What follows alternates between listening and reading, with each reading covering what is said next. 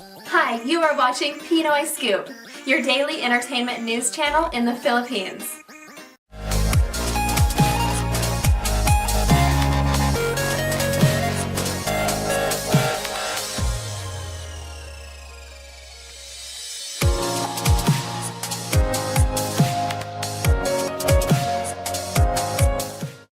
Boto ako kasi mabait naman yung tao eh. At saka sino pa naman ako para maging hindrance sa kanilang pagtitinginan sa isa't isa, di ba?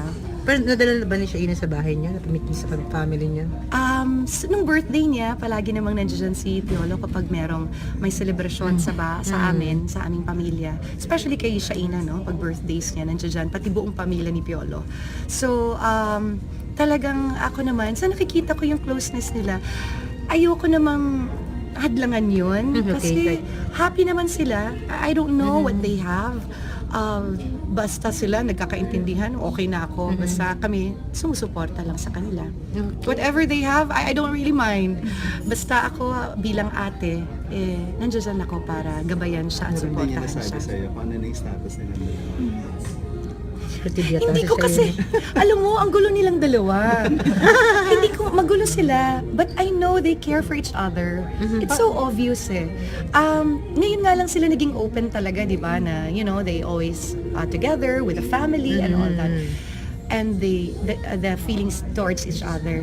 Hindi ko masabi kung maglalast ba yun, whatever they have, yung relationship or whatever they call it. But one thing I know, yung respeto nila at yung friendship nila, talagang makikita mo, nandiyan sila para sa isa't isa. You know, whether bigyan man natin yun ng malice or not, nandiyan yung pagkaibigan nilang dalawa. So, ayokong bigyan ng hindi magandang pag-iisip kasi they're both happy naman and they're enjoying each other's company. Thank you for watching today's entertainment news here at Pinoy Scoop.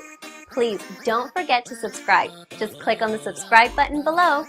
Have a great day. Goodbye.